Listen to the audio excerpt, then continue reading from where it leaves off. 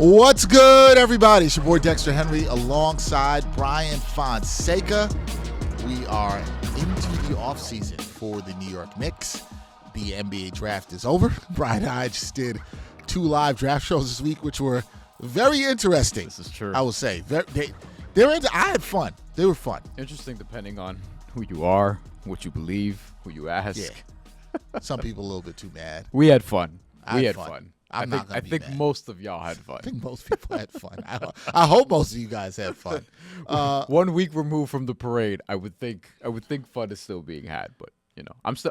By the way, I'm still seeing Knicks jerseys, Brunson jerseys. I'm still seeing them in the streets. Not as many, but I'm still seeing them. Today, at the time of us recording this, I got a chance in Brooklyn to go to the Jay-Z pop-up.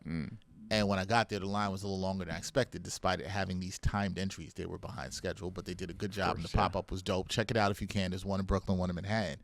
But I'm walking down the line, and I had to say, I passed. There's probably 50 people ahead of me. 20 of them had on, like, Knicks gear. It's 40%. That's still a good amount. Yo, you're seeing it out in these streets. Like, 20 of them had on Knicks gear. Yeah. And it's at some form. There's a hat, a shirt. I'm still seeing Knicks hats. I'm seeing people wear Knicks hats that don't match with anything else they have on.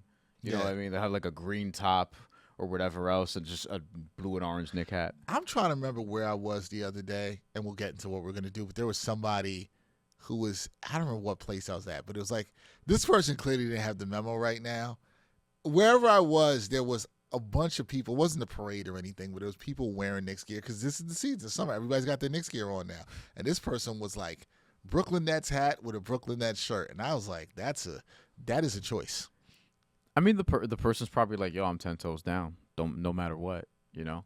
It's draft season. Draft season's a good time for the Nets. All right. This is not a Nets show. I'm going to leave it there. I'm not dismissing Bryan. Used to be both teams, and then the Knicks went here, and the Nets went here. Yeah, it was like, you know what? Yeah, Got Kayil's the Knicks show now. I'm just saying, that's all right, you want to be 10 toes down, I guess that's cool. But we're here to talk a little bit post the draft. We are going to look at the picks that the Knicks made. Some of us thought Knicks might not pick anybody, but they did. They took Jack Kayil at 39, and then Tyler Nickel at 47 out of Vanderbilt. Kayil out of Germany. So a lot of interesting stuff. And we said we'll do a film breakdown, look at these players. And the real purpose of this is to look at how can these players work if they pan out. If they even make the team. If they even make the team. Right. In Mike Brown's system, right? What are their strengths? What are their weaknesses? So we're going to look at 3 things here, right? What's the NBA ready skill that both of these gentlemen have here? How could they fit into Mike Brown's offense and what he likes out of his players? And then, because it's not just one side of the ball, defense matters too. How will they be tested defensively, and will they be able to hold up defensively in the NBA? Those are a couple of things. So, Bryan, as we get to the film, I think the question you always have to ask when it comes to players that are drafted, I don't care where they're drafted. I don't care if you drafted 1. I don't care if you drafted 60. What's the bankable NBA skill that you have? Now, this matters more for guys in the second round because you're really looking at them and being like, what's the skill or thing that they can hang their hat on that is going to keep them in the league, right? So they can stay in the league, and some guys second round can have fruitful careers. Jalen Brunson, obviously a product of that. But what's that bankable skill that gives Jack Kayil or Tyler Nickel a chance to just, I'm not even going to, forget about the career. Just stay on the floor. Just stay on the floor. If you have a shot. I mean, really get on the floor. Yeah, that's true. Yeah. To get on the floor. And a lot of NBA teams, what they look for is, do you have an elite skill that they can develop? Like just one. For Nickel, it appears to be his shooting. We'll see. And then with Kayil, it appears to be his shot creation, potentially. You know, it's just overall just shot creation, not shot selection, which we'll get into a little bit. Yeah. But it appears to be the shot creation. Could also be the passing. It depends. But a lot of teams they'll look at, and they'll do this with undrafted rookies too. They'll look at, okay, what's the skill that you have that can be developed so that you can get in the rotation? And you've seen teams just develop like shooters, like a Duncan Robinson, for example, who was like at one point one of the highest paid undrafted guys ever. The Heat found that he's a great shooter, so they develop him. He ends up playing. the Knicks have obviously had some success with undrafted rookies as well for similar reasons. It's like, is it defense? Is it shooting? Is it, just your defensive versatility, not just on the ball, but like, so we have to see, and it could be, hey, they're effective enough on both ends of the floor. Mike Brown will reward that if that's the case. Yeah, he absolutely will. And I think you hit the nail on the head. We'll kind of get into this with the film. I think for Kayil, when I looked at the tape on him, the thing for me is that, look, he's a guy, I don't know if he's a pure point guard. He's more of that combo guard, but he can handle pretty well. Can he be another ball handler for you in the way that you'd like for Mike Brown? That helps. Anytime you can have another ball handler, another shot creator, the Knicks were kind of lacking in shot creation off the bench. This is an area I think he can help in when you look at his stuff. So does he have that combo guard versatility is basically what I'm talking about. And then the passing feel, and we'll look into this when we get into the tape. I feel like he has a pretty good passing feel, and there's some interesting things that I saw from him in transition. Now, you mentioned with Nickel, the shooting, which obviously is what jumps out off the charts for everybody. But I will take it just a step further. I think he's really good at moving without the ball. He's a guy who doesn't need the ball in his hands, and that's going to be really interesting. So let's go to the film and show you some of what we're talking about. And we're going to start with Jack Kayil, and just look at a couple things, just that combo guard versatility that we're talking about, right? Does he have that? And I just want to know, for people who don't follow Europe as much, Alba Berlin won the basketball Bundesliga this year, won Germany's top league domestically. Mm-hmm. They also competed in basketball Champions League, which is prestigious, although not as prestigious as Champions League and, say, European soccer. If you follow like Champions League, that's the competition. In basketball, it's EuroLeague, then Euro Cup, and Champions League is right there. Mm-hmm. But Alba Berlin has played in EuroLeague before in many years, so like he's seen good competition, even with Champions League this year. But he went to a storied program, is the point. Yep. And they won the league, and he stood out enough to be in the draft. And he was originally a Gonzaga commit. We talked about this a little bit. He committed to Gonzaga, decided to go in the draft, stay in the draft. Now he's a Knicks. So let's run some film here on Jack Kayil. Yeah, Jack Kayil, who, he's been described as moving the offense at his own tempo, and he'll look to get out. So you see him right here with the ball. Nice pass. That is a great dime in transition, right? Look at the awareness. And look at he slowed down, is able to make the bounce pass. I love what you see from there. Guys who can make good decisions in transition. He doesn't look sped up. I know we're looking at the slow down, but he does not look sped up at all whatsoever. I mean, that's just great recognition of the type of pass you need right there. Gets the defense to commit, and then drops off the bounce pass. You just like his pace here. That's something in watching him that became very apparent to me. Plays with really good pace. Yeah. His head is up the entire time. He also, he looks at his man, too. Yep. He actually looks right here. He's like, okay, I have a runner. Got him with me. Also have somebody here. So they have numbers here in transition. This is against Bamberg. This might be from the semifinals, but we're not sure about that. But they did play in the semifinals in the BBL playoffs. So just a great bounce pass. These are the things that you're going to want him to showcase in the summer league. It's just basically, can you just operate in transition?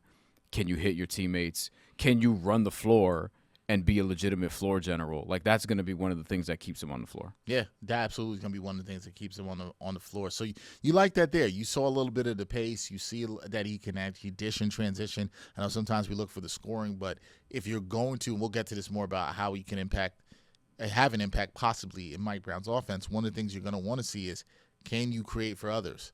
Can you be a playmaker? That's going to be important to see with this young man as he develops. You got to remember, only 20 years old. So important to see this as he develops. All right, let's look at the next play with Jack Kayil here. And this here, just watch him again. Tough finish. That's a tough finish. You'll see on the replay as it comes. You'll be able to see again. We'll look at that one more time. So look, he has the ball. Yep. Head is up again. And right here, look, that's a little bit of contact right there. Mm-hmm.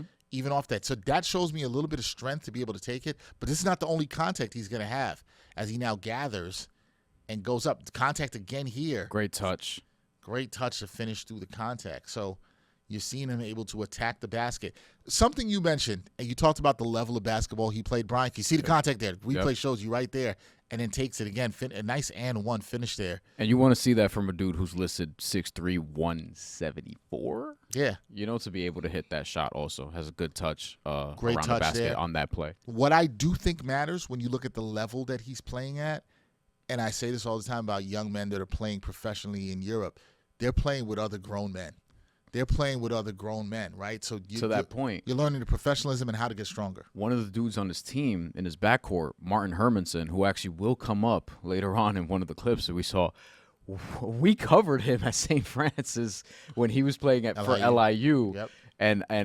But he's my age basically. So I was in college covering him, and he's been in EuroLeague. He's been, basically everywhere around the world, played in Spain professionally. So shout out to him, Iceland's finest.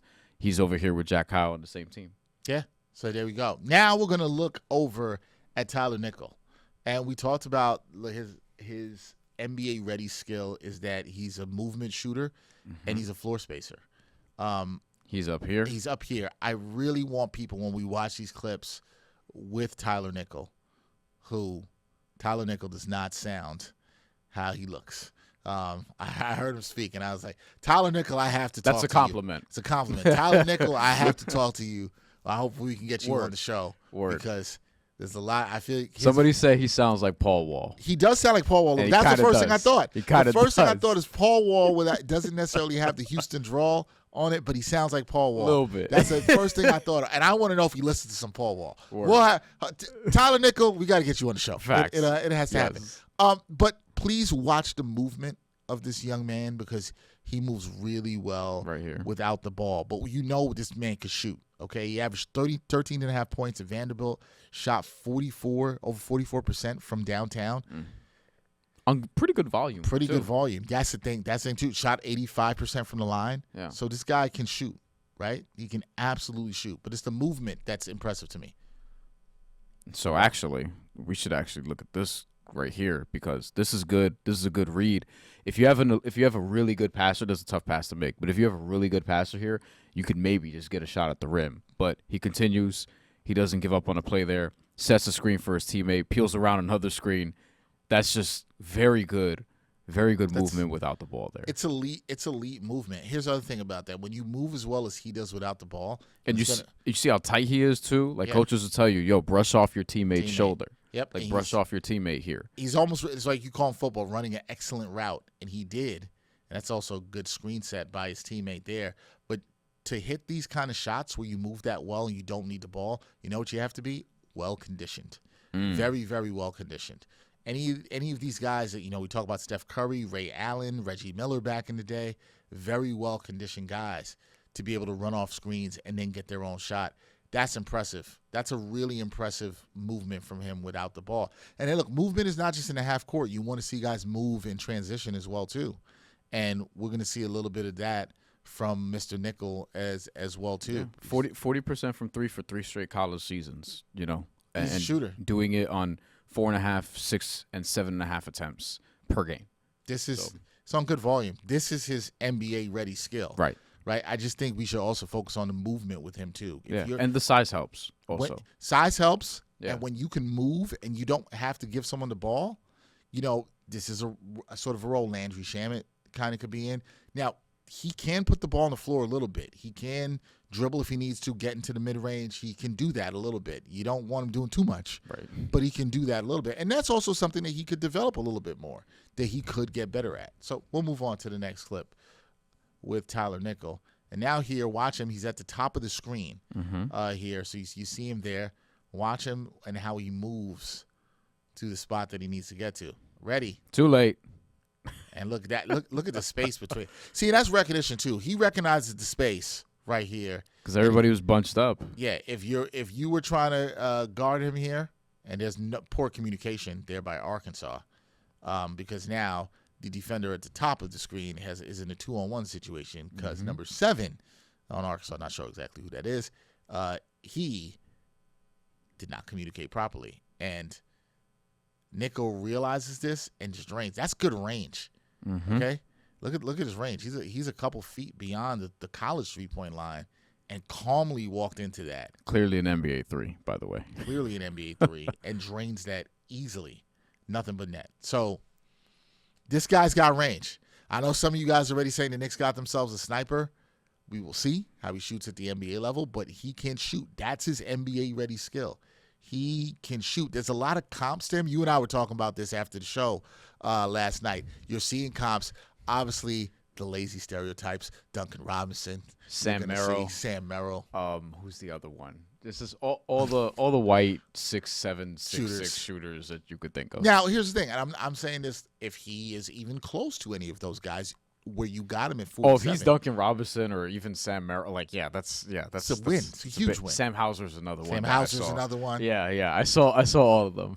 Yeah. But the shoe kind of fits. Except he doesn't sound like Sam Merrill and Duncan Robinson. Yeah. His get down's a little bit different. Is all I'm saying. Yeah. It's a little different. Tyler Nickel's get down's a little different. Yeah. He might be listening to the Paul Wall. Yeah. We don't know. Shout out to Virginia. Shout out to Virginia. Now he might love the Clips more than me. Now here's the thing that is the number 2 question, and what we're going to look at here is, can they play both of these guys in the Knicks offensive ecosystem? And this is a change for us, because last year in the offseason we were trying to talk about, okay, what do players look like in Mike Brown's system? We were projecting what could players look like in this system, because it was going to be so different from Tibbs, and it was a whole lot different. The offense was a lot more modern. It was full of more movement, shooters getting to the corner. Yeah. Something that could really impact Nickel here, right? It's that. We're going to talk about Kayil first, because the thing to function in a championship level offense as a rookie is you kind of got to know your role. And you can't be out here hijacking possessions. So you almost got to play the role that the coaches are looking to play. And defending, which we'll get to last, but not the least important, probably the most important actually, is probably going to keep you on the floor.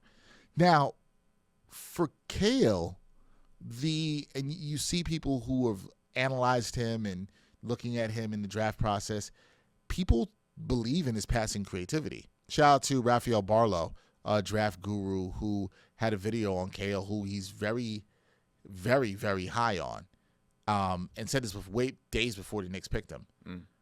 He likes his passing creativity. Can be a little bit turnover prone, right? Which he's still young. A little bit of a gun offensively also with the shot selection. Yeah. I saw some stuff where I was like, ooh, that might ambitious shot take. Ambitious. That's very nice. That might get you that might put you on the bench. I did like the passing diversity I saw from him. Yeah, I agree. He can do a lot, whether it's bounce passes, whether it's lobs. He's going to look for guys. But for me, one of the things is, okay, how's he going to look in pick and roll situations? Can he be a secondary creator? Can he be that kind of connective guard that you need, right? Like that's really the thing for me. Is he truly able to do that? And how is he in transition? And so one of the first clips we're going to look at here, this is a pick and roll situation, because if you're going to be in some spots where you are the lead guard, we'll say, because he's more profiles as a combo guard, but if he's going to be a lead guard, coaches are going to see how you're going to do in pick and roll situations. Or are you going to know when to take your shot? Are you going to know when to hit the roller or the guy who's slipping? How are you going to handle that? And that's something, when watching him at this level, was okay. He had some moments with that. Sometimes a little ambitious, as you said, with the shot taking. Yes. But sometimes also making the right play when taking the shot, as we'll see here in this clip, which I liked here. Here he is. He gets the screen. Now, look, that's an ambitious shot. It very much is. Now, there's space. His defender also did not play this well. No. Got a fake there. I mean, listen, it is open. And to be fair to him, 4 seconds left on the shot clock. Right. Which I want to make a quick note about something. Because one of the things people are going to look at is his shooting percentages, which were not that high all the time. And Rafael Barlow said this, who's watched him in Germany more than you and I have recently, said, there was a lot of times he got the ball, grenades, late in the shot clock and had to put it up. This is an example of that. But why I chose this play is, Yeah, but he also recognized the space between him. And the defender who did not play well, which you were right, Bryan, he's worried about probably getting beat off the dribble. Why he's playing back so much. Now he rolls, he fires, and he's able to hit the shot.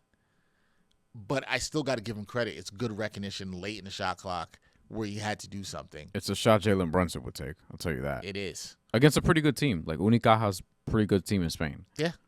So this is what he can do in a pick and roll. He can hit shots. People think he's a better shooter than what you saw overall from the numbers of him in Germany. Did get some grenades late. But if that's the case, combined with the playmaking, like I don't want to overstate it because ultimately we're talking about somebody who we don't know the extent of what this is going to look like. But like, are there tools here for him to potentially crack the rotation? Sure. Now the other thing that's up against him obviously is, assuming you keep Jose Alvarado and then you still have Tyler Kolek in your system and you obviously have Jalen Brunson, it's like, okay, where are these minutes actually going to come from? But that's not something you really worry about with the second-round pick right away. We don't even know the nature of the deal. We don't know what type of guarantee, non-guarantee, as of when we're recording this. We don't know if he's even going to get a two-way, although at 39, I don't think that's going to be the case. That might be more of a Tyler Nickel conversation. Yeah. But we'll see. But, I mean, this is good recognition here, given that, like, this is the best shot you're going to get in this situation with less than 5 seconds on the shot clock. That's the point. And the recognition is key here, and you recognize it. And obviously, he drains the shot, but it shows that he can make some good decisions, whether for himself or others, in pick-and-roll situations. On to the next play. Yep. Here. There's Hermanson. There's Hermanson. There we see. And Shout out LIU. This is another situation of look. Please watch him, Kayil, who's at the top of the screen here by himself, and just look at his decision making and patience on this play. Good fake, draw two. There's a pass, open shooter, a good shooter also. Yep, knock it down. Yeah, love it. Loved the decision making there. Patient. This is a situation where you could say, "Oh wow, he got him on the head fake. He could have went up for the shot," but he immediately recognized the other defender was coming over to help, got two, and he made the absolute right pass. And so this is somewhere you want to see. This is good shot creation too, right? Off the head fake. Yes. He's able to do that. And so the recognition to me tells me that's a player with a pretty high IQ that can recognize what's going on the floor and how to create for others. So, again, things that could be developed with him, but you like this if he can be that kind of secondary creator, that connector guard. The other thing about Kayil is that he's got good size. He's 6'5". Yeah, he's 175, 173, about there. Could put on some more weight. But height-wise, he's got good size and good length, which will be interesting when we get to the defense. Now, for Nickel. Here we go. Okay? Top of the screen again. Here's the thing I want people to watch. It's so much that this guy, he knows how to move, but if he's going to get on the floor, it's going to be because of the shooting. Hopefully he can hold up defensively, which we'll get to. But also you need his shooting to be a floor spacer, particularly in minutes when Cat or Brunson are not on the floor. Can you get a role where you can come in and be a shooter when neither of those guys are on the floor? That's what Landry Shamet's was able to provide for the Knicks last year. Is he somebody that could fit into that role if Shamet doesn't come back? Don't know if Shamet's coming back or not, but is he a guy that could grow into that role? Watch how he's going to help grow in the roles, what you do also when you don't have the ball. And it's a good point because think about who he'll be sharing minutes with if he does end up cracking any rotation. Jose Alvarado, yep, possibly Tyler Kolek. Yep. So guys who will look to pass often, dribble with their head up all the time. He's got to be ready to shoot. Right. So here we go. So the thing there, like that, different kind of movement you saw. Ghost screen. Yeah. Right? He pops out here, and it's a ghost screen. Fake like he was calling for a screen here too. And I love this, right? Because people then have to respect that more with him. Look, and they committed, and it's a wrap. This is now here, Oklahoma. This is already a beat too late. Too late. Now you're letting a 40% 3-point shooter set his feet and rise and comfortably and drain the shot. And what if he's able to do that in the league, where you're gonna have to worry on that play because he's gonna do something like set a ghost screen and know he can then cut left or right and get himself an open shot and drain those. That's a little thing. Setting a go screen, I know he's not actually setting a screen, but we've seen the movement without the ball, but now we're seeing detail in the movement. Act like he's calling for it, gets it, and is ready to rise and fire. And one of the ways you can beat quickness is with IQ, with the subtleties and things like that. Again, this is just a beat. This is good because, like, in the NBA, it's all about the margins. And this is already too late for the defense. You have two here on the ball where you don't need it, and you have a 40% three-point shooter just flaring out to the wing. And he's that good of a shooter. Yeah, and look, he already has a look here. There's not a hand up defensively. Nope. Then the hand is up too late at this point. Like, this is too late. Quick release, rise and fire, boom. Yeah, loved it. When I saw that play, I was like, oh, man, I love the movement. I love that he set the go screen. That shows me he can pay attention to the details, possibly, and that can get him on the floor. That's an NBA play. That's an NBA play. That's what I saw in that. Yeah. All right. Next play for our guy Nickel here. And this, again, the movement, man. Please watch the movement on this play. And this, to me, is also what you like to see in the NBA. Now, can you go back a second? First of all, that's very good point guard play also. Yep. Like, No, this is a great point guard play, too. Great actually. point guard play. But here's the thing. This is what I say all the time. Look at this right here. He's going to get his man, and he could go all the way. But watch Nickel, because Nickel never stops moving. He could stop right here. He's like, oh, man, I could stay there and get the pass. But let me move so that I can make the pass even easier Right. for my guy and get a better shot for me. What's the most valuable shot in basketball? Corner three. Corner three. And shout out to the point guard for not turning this ball over right here because he's late to hit the man in the center. And it's like, oh, you might want to fit that pass in, but nope, keeps his head up. Nickel, great movement without the ball. Great movement without Going to the ball. go to the corner, Amazing. and this is every point guard needs to be able to make this pass right here. Yep, but it's the movement is just so great because Nickel all the time he has. Yeah, Nickel could have stayed at the top of the arc, didn't move.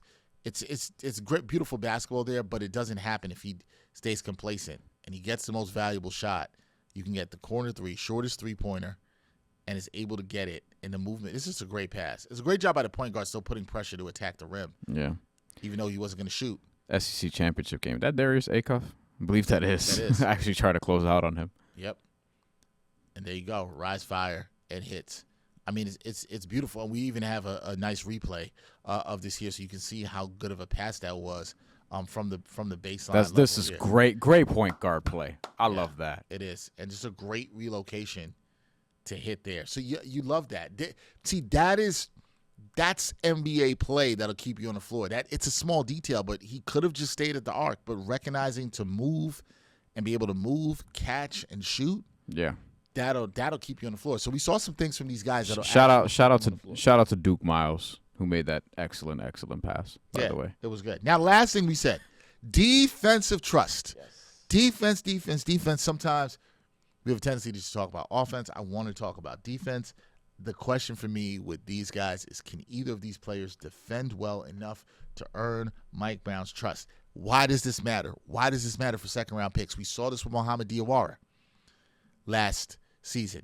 His defense, which we all thought was ahead of his offense, even though he played well offensively, his defense and Mike Brown trusting in his defense got him on the floor, and among other things, but it did help getting him on the floor. So let's look here at Jack Kayil's defense. And my thing for him is, can he defend guards and can he navigate screens? That's going to be the thing for me. So if you're watching this right here, he's at the top of the screen. mm-hmm. Right? He's now going to be coming to this action. No switch. Stays with his man. Right? And he's gonna get attacked. But good job. Moves his feet, stays with him, and gets his hand in there to knock away the steal. Those are the kind of things, especially where he's not strong yet. He still is developing. But he did a good job, right? Didn't reach until the dribbler put the ball out in front of him and then was able to knock it away. He's going to get tested as a rookie if he does get minutes. And people are going to go right at him just like the ball handler did here. He's going to have to be ready to keep his hands ready, move his feet. He did that there. That's a good job of him defending. Now, it's going to get harder in the NBA because players are faster, and bigger, stronger. Yes. They will mismatch hunt both of these dudes, really. Yep. Not even just because they're rookies, but also because of their size. Like, he he's listed sub 180, and then Tyler Nickel. I mean, obviously they're just gonna profile him. They're just gonna. We had the dude from Vanderbilt who showed up to the stream for round 2, who gave us a little bit of a scouting report. Said that he actually thinks he's underrated defensively. So that will obviously get put to the test. I kind of believe him based on some of the stuff I watched when he said that. We'll see. We'll see how he says it. It's hard to gauge SEC versus even the summer league. So yeah, we'll see. it's. I agree with that. All right, next play we'll look at with Kayil. Here, and this you're not going to see anything fancy on this play, but you're going to see how he's going to get tested. Yeah, because of his size or lack of strength, perceived strength that we've seen with him so far. So just watch this. He's right there guarding the ball. Okay, but does a pretty good job moving his feet. Thought about reaching for a second, and then he didn't, and then is able to harass his man and force a turnover, right? And a lot of that helped because he was disciplined. This is what you're going to need to see from him to stay on the floor. Yes, he didn't get the steal, but he helped force that turnover. It was absolutely important in that situation. He didn't get hunted in the same way he did in the previous play, but he stayed disciplined. That was it. He almost reached. He was very close he caught himself. Didn't get his hand in the cookie jar. But I like that he stayed disciplined there and didn't foul. Those are going to be the things that matters as he plays faster, bigger, stronger competition. Yeah. Now, on to your boy Nickel. Look, this play right here, this is all the stereotyping. Okay? They were going to hunt him. Oklahoma's up big in this game, right? Vandy's losing this game at home, which ended up being a not good loss for them. But he's getting hunted on his possession. Yeah, they were getting their ass whooped in this one. They're going to throw bigger, stronger players at him, more athletic players at him, and here you go. How's he going to hold? Even though he's 6'8" in the post. How's he going to hold? And I didn't think he had it. He was getting moved a little bit. There's a little bit of moving of the furniture here. But Mr. Nickel rose to the occasion. So you want to see, can he hold his ground against bigger, stronger players?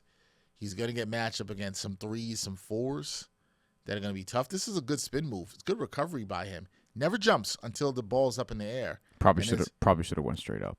Also, yeah, definitely overthought this one a little bit. I agree, but you got to give credit. He's in good position here.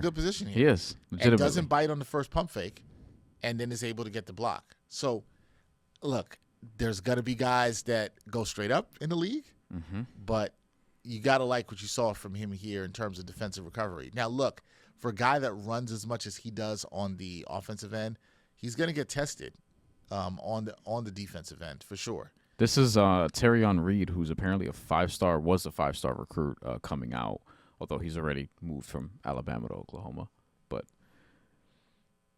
more or less a pretty solid role player in college. Yeah, but you like here that he held his own. So can he do that in the NBA? I don't know. Because they will test him. They will test him. Yeah. And he'll probably get tested more on the perimeter. Yes. And with guys who also can move that want to make him work. You're like, oh, you like to run a lot and navigate screens and stuff on offense? We're going to make you work on It's going to be speed. He's going to be met with a lot of guards who are quick. You're going to see this on the next play. Yes. Guards who probably quicker than who he's guarding here. But watch the bottom of your screen, right under the basket. Keep right under the basket. Yeah. I see what you did there. You did a little bit of profiling yourself. And watch. He now is the chaser off the screen. So now he's chasing. Pretty good job. He's beat. But look at the separation that's caused right there. But he's going to get attacked like that. And he's going to have to either be more connected to his man, quicker around the screen, not allow for that space to be created. Right? This is where strength is going to matter for him too. You got to get stronger. Strength, IQ. I mean, and ultimately, this is why we talk about margins, because he's actually okay here. And then at the very end, what do we always talk about during these live streams? It's like, don't allow players to get to their spots, and really don't allow these players to get to the center of the floor. Because you see it, if you watch a lot of Jalen Brunson, as I know a lot of y'all do, he loves getting to the center of the floor when he's making these moves and getting into the paint. When you're coming off screens, you want to do the same thing too, because look at the shot that he's going to get here. This is just enough separation at the top of the key. This is the easiest, one of the easiest spots in that area to just know exactly how to shoot this ball. And once the offensive player feels that they have that space, they can rise and fire and do that. When they feel that you're connected to them, hands up without fouling, they know that it's going to be a much more difficult shot, and that's an area where Nickel can get better than that. And in the NBA, they're going to stretch him out more because you're going to see more of this in the NBA at the three-point line. Yep. So you might go around a double screen, multiple screens, whatever. It could be the elevator doors play. Like, they're going to put him in all of these different actions to try to create that space. So instead of just peeling off and getting to that mid-range area, oftentimes he might go off here and then for the wing. And by the time his man has the ball in his hands, he might be like a couple spots away because of all the screening that they could do. Like they're gonna make him work more around the perimeter than they did in college. Yeah, no, they absolutely are. It's gonna be work. Listen, it's gonna be adjustment for both these guys coming into the league. We will see. We don't know how they can project, but this was just some film so you could look at their NBA ready skill. You know how they possibly could fit into Mike Brown's offense, and then will you be able to trust them defensively? These are all questions that have to be answered, but it's a first look at them to see what they can do. Now, hopefully we'll see both of these guys in Summer League, and we will have more time to evaluate them, but just a quick evaluation for them. Now, draft season is over. We are on to the rest of the offseason. Free agency starts on Tuesday. That should be fun. We'll have more stuff coming your way here on New York Got Game. Hopefully you enjoyed this film breakdown. Let us know in the comments, what do you think? Do you think either of these guys can crack the Knicks rotation next year? Will they even make the roster? What did you think of the Knicks picks? Let us know in the comments. Are you still upset about them not having a center and trading one to the Pistons? Yeah, you might. I still don't understand what they did at 53, but it is what it is. What are you going to do? All right, that's going to do it for this edition of New York Got Game. That is Bryan Fonseca. I'm Dexter Henry. We'll catch you next time on another edition of New York Got Game. Peace. And thanks for watching New York Got Game. Boom shakalaka.